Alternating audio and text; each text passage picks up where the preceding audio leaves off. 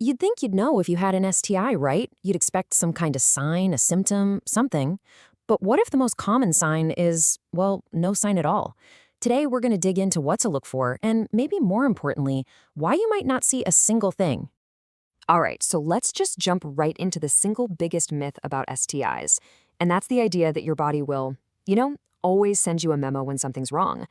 But as we're about to see, that idea, it just doesn't hold up. For a whole bunch of infections, it's actually the complete opposite. Just look at that number, 70%. Health authorities tell us that's roughly how many women with chlamydia, which is one of the most common STIs out there, have zero symptoms. I don't mean mild ones or ones you might miss. I mean nothing. And it's not just women either. For guys, it's about 50%. And this right here, this is probably the most dangerous myth in all of sexual health. This idea that you just know. Relying on your body to sound the alarm, it's a seriously flawed plan. And honestly, this is the exact reason these infections can spread so easily. You've got millions of people carrying and passing them on without having a single clue, all because they feel totally fine. This quote from a sexual health doc just hits the nail on the head.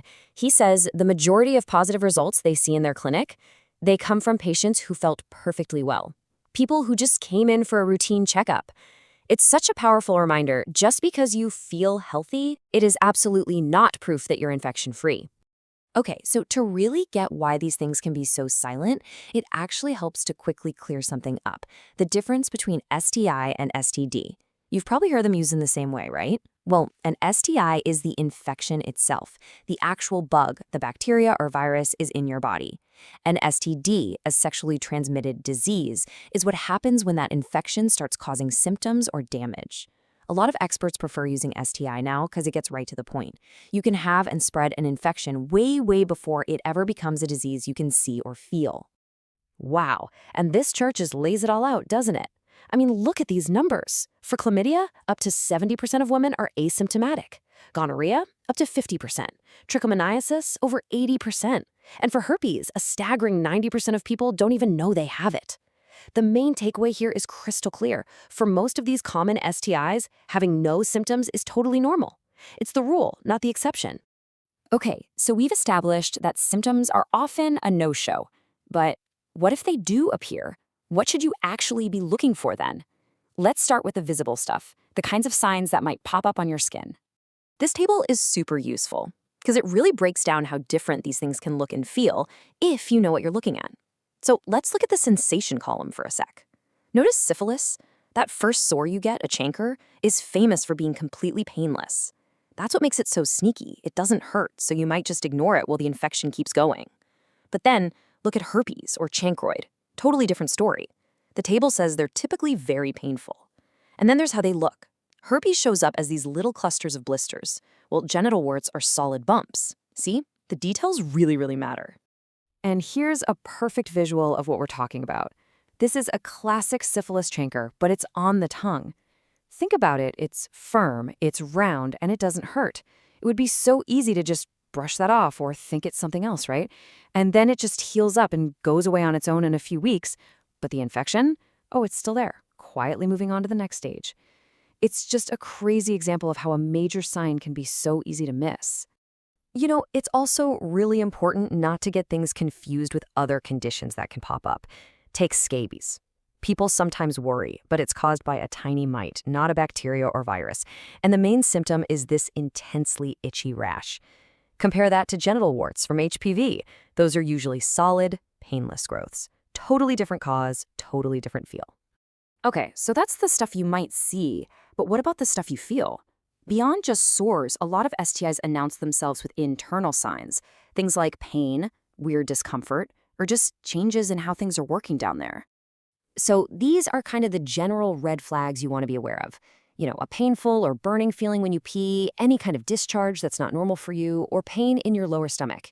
These are the symptoms that show up again and again across a bunch of different STIs.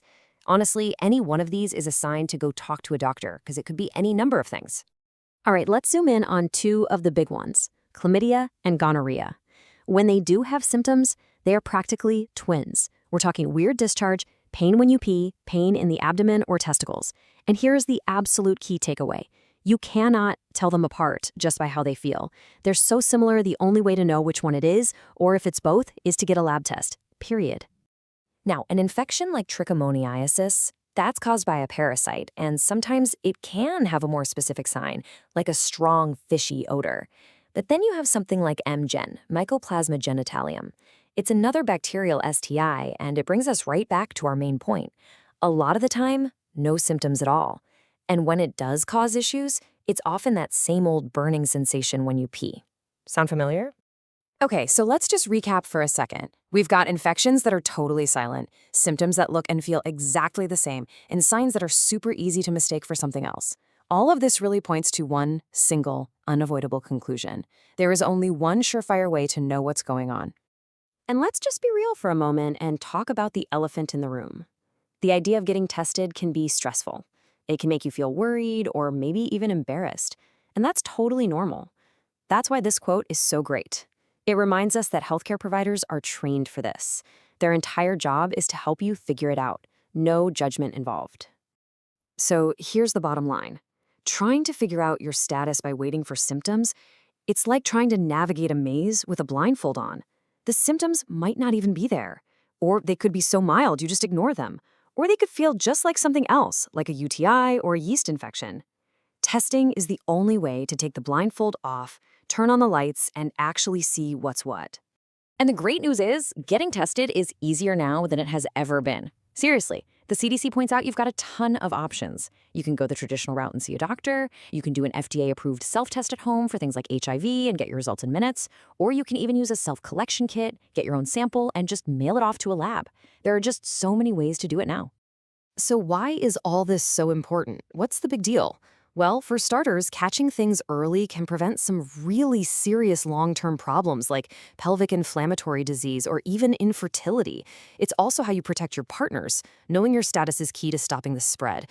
And maybe best of all, for most of the bacterial STIs we've talked about, the treatment is incredibly simple. We're talking about a course of antibiotics and you're cured. It's that straightforward. So all of this really leads us to one last really important question. Now that you know you can't just wait for a sign, that your body might not tell you anything is wrong, what comes next? It's all about being proactive. So knowing all this, what's your plan for your next checkup?